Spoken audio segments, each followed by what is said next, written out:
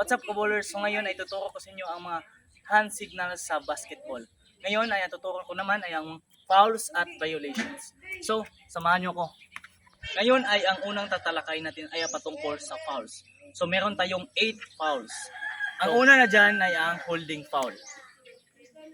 Ito ay violation kapag may hinawakang kamay ang ibang players. Ang pangalawa natin ay ang blocking foul.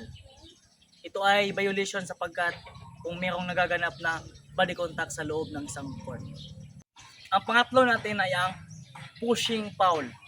Kapag itinulak mo ang isang player, ay meron kang violation agad.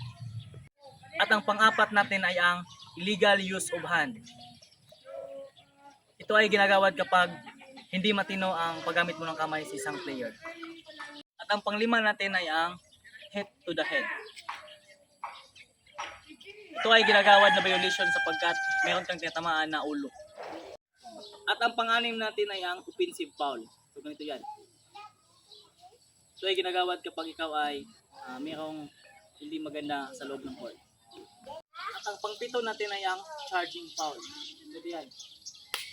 Kapag ang nagdadala ng bola ay nagkakaroon na siya ng foul. At ang panghuli natin ay ang illegal use of hand. Ngayon ay tatalakayin natin ang mga violations sa basketball. Meron tayong 8 violations. At una na dyan ay ang tinatawag nating traveling. Ikaw ay nagkakaroon ng violation sapagkat nagdagdag ka ng step or mali yung pagka-dribble mo. At ang pangalawa natin ay ang illegal dribble.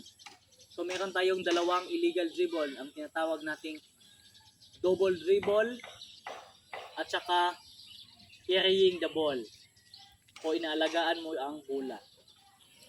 At ang pangatlo natin ay ang 3 seconds violation.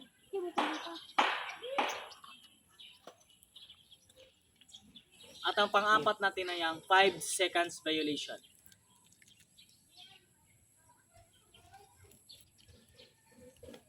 Ang panglima natin ay ang 8 seconds violation.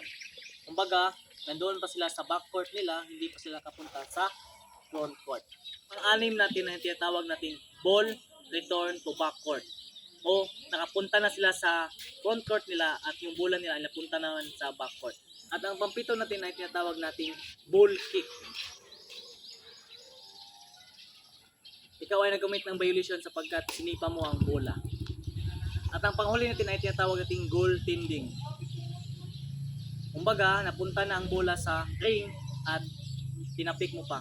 Yan ay counted pa rin pagkat tinatawag ka na goaltending. At yun lang mga kabowlers, sana na meron kayong natutunan sa ating talakayan o leksyon ngayong araw.